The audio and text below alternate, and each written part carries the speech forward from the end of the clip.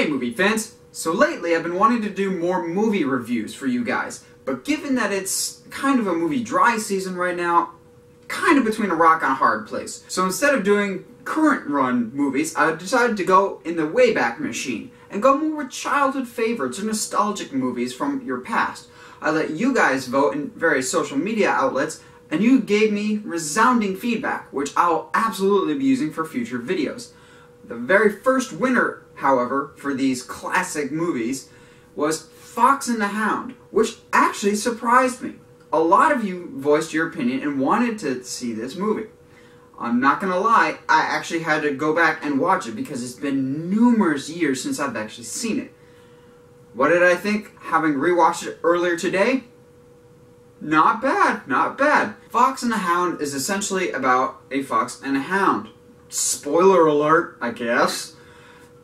And obviously they're from two separate worlds, but yet they have this unique bond of friendship. What makes this movie really stand out is that really strong element of friendship. The two main leads, Todd and Copper, are really good and really dynamic. What I didn't really realize when I was younger, but I realized watching it this time, is that Fox and the Hound actually isn't really an accurate title. This is very much the story of the fox. The Hound, he's a secondary character. This is very much the fox's story.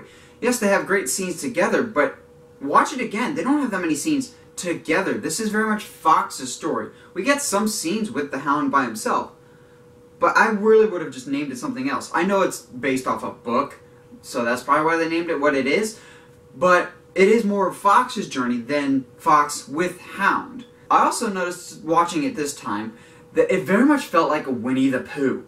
Both with the animation style and the voice cast, like they didn't even disguise it with some of these guys. Like Piglet is obviously in this movie as a voice actor. The guy that voiced Piglet, and definitely the guy that voiced Tigger, is in this movie. The guy that voiced Tigger was blatantly obvious with it. It's basically Tigger inside of a bird's body. That's all it is.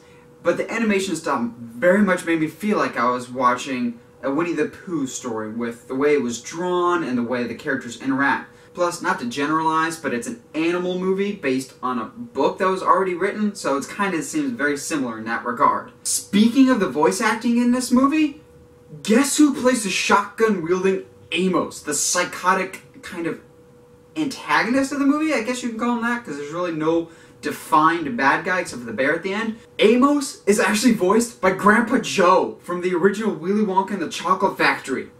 Just let that sink in for a second. That's two radically different characters, voiced and acted by a phenomenal guy. Way to have range, Grandpa Joe. Both characters, Todd and Copper, are very good characters, and they have good development over the years, and they don't stay the same.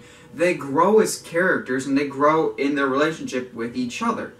And I think that's actually one reason why Fox and the Hound is not often stated in the same breath as Little Mermaid, Beauty and the Beast, Aladdin, and all those others that came later. This movie is not a plot movie. A lot of Disney movies are very, and to a T, very formulaic of hero, journey, story, ending with a big conflict. There's a conflict, but there's not a big plot behind it. The whole conflict is the two characters coming from different worlds, but there's no story behind it because this is very much a character-driven story. And that works well because these characters are so well defined and they have such great interaction with each other.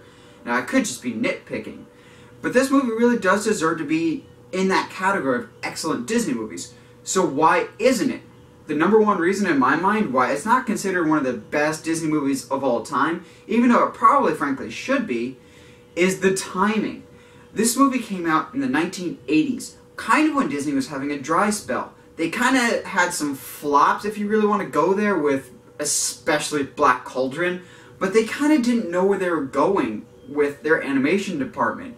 And it wasn't until the late 1980s, in 1989, 1991, now we're getting into the 90s, but you know, you can track where I'm going. You guys are smart. Late 80s, early 90s, we started this thing called the Disney Renaissance, which a lot of you guys I know you're familiar with because that's the era of Disney you grew up with. That's when Disney started getting critically acclaimed again. That's when they started delivering hit after hit, and that all started with Little Mermaid. Follow that up with Beauty and the Beast, Aladdin, Toy Story, all these big successful films that went on to be like in the Hall of Fame of Disney movies because of this Disney Renaissance. And a lot of the films before it, kind of in the 80s especially, tend to get forgotten because they weren't up to that level of the Disney Renaissance, and Disney themselves were kind of in a difficult place. So while this movie is not typically regarded in the best light in terms of animation or even in the Disney category, it really should be because the characters are so well defined and they have such good interaction with each other. Generally, character movies are even harder to get right than plot movies because you have to rely on those characters more so than anything else. And this movie does that incredibly well. And I applaud them for that.